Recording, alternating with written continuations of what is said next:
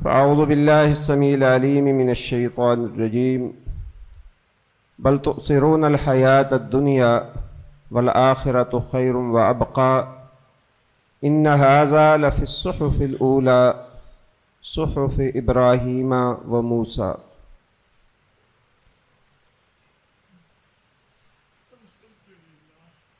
دنیا میں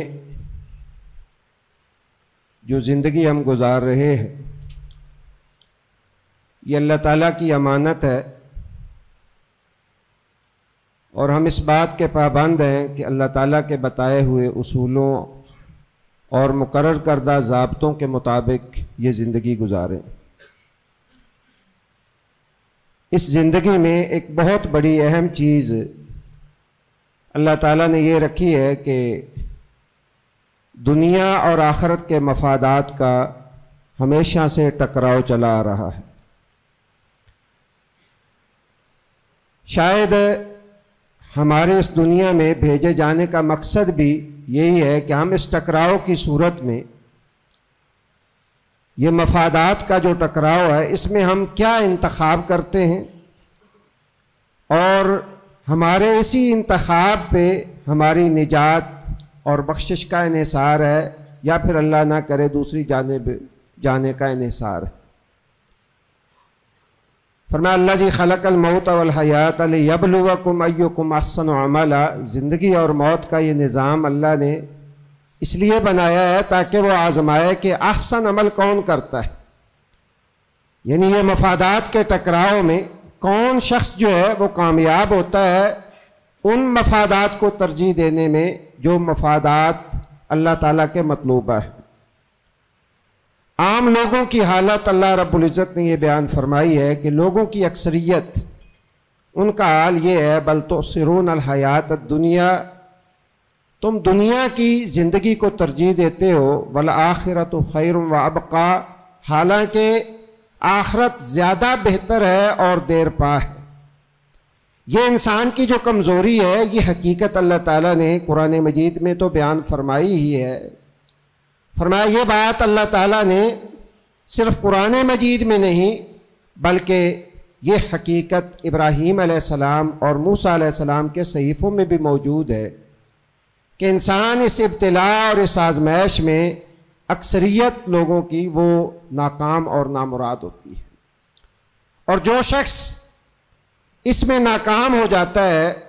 اور دنیا کے مفادات کو اپنے آخرت کے مفادات پہ ترجیح دینے لگ پڑتا ہے، دوسری جگہ پہ اللہ رب العزت نے اس کا بڑا خطرناک انجام بیان کیا ہے۔ اللہ ہمیں اس انجام سے بچائے۔ فرمایا فَأَمَّا مَنْ طَغَىٰ وَآثَرَ الْحَيَاةَ الدُّنْيَا، جس نے سرکشی کا رستہ اختیار کیا اور دنیا کی زندگی کو ترجیح دی، فَإِنَّ الْجَحِيمَ هِيَ الْمَأْوَىٰ، تو اس کا ٹھکانہ جو ہے وہ جنت کی بجائے دوزخ والا اس کا ٹھکانہ ہے۔ اللہ تعالی ہم سب کو جہنم کے ٹھکانے سے محفوظ رکھے۔ یہ ابتلا اور آزمائش جو ہے، اس میں ہمیں یہ کوشش کرنی ہے، اور ہم صرف کوشش کے پابند ہیں کہ جہاں بھی ہم یہ محسوس کریں کہ یہاں دنیا اور آخرت کے مفادات ٹکرا رہے ہیں اور یہ قدم بقدم ہوتا ہے،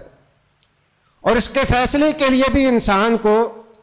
لمبا ٹائم نہیں ملتا بلکہ چند سیکنڈ اور چند لمحے ہوتے ہیں جب انسان نے فیصلہ کرنا ہوتا ہے کہ یہ کام میں نے کرنا ہے یا نہیں کرنا،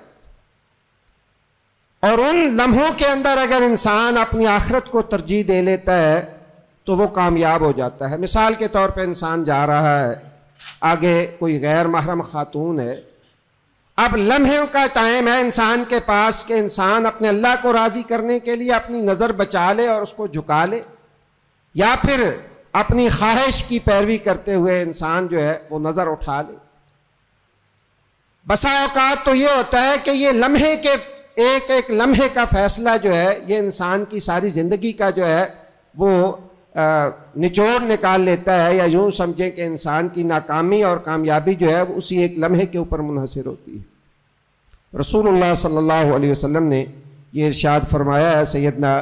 ابو موسیٰ اشعری رضی اللہ تعالیٰ عنہ حدیث کے راوی ہے، مسند احمد میں یہ حدیث موجود ہے۔ آپ صلی اللہ علیہ وسلم نے فرمایا کہ من احب دنیا ہو اضر بآخرتہ،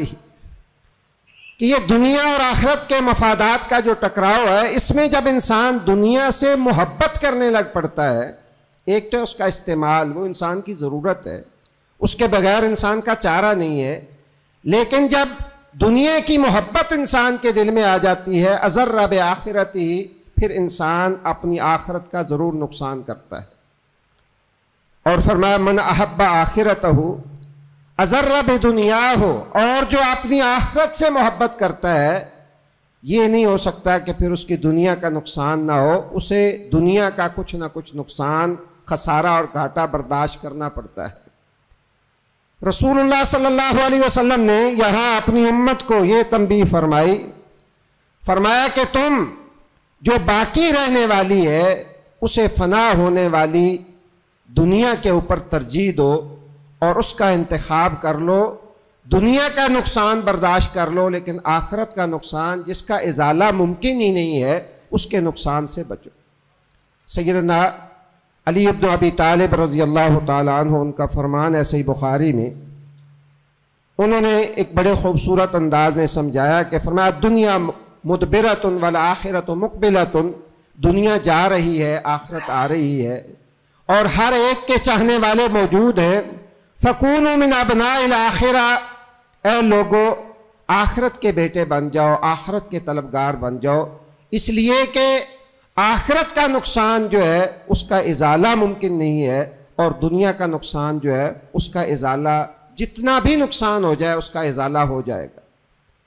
اور وہ ازالہ اس کے لیے سال نہیں لگیں گے، بلکہ ایک لمحے کے اندر انسان جو ہے وہ سارے نقصانات، سارے جو ہے وہ تکلیفیں، سارے مصائب، ساری مشکلات ایک لمحے کے اندر بھول جائے گا۔ جب اسے آخرت کی کامیابی جو ہے وہ نظر آئے گی تو یہ سارے نقصان جو ہے یہ ختم ہو جائیں گے۔ اللہ تعالیٰ مجھے بھی اور آپ کو بھی زندگی کا یہ سفر جو ہم گزار رہے ہیں، قدم بقدم ہم جو ہے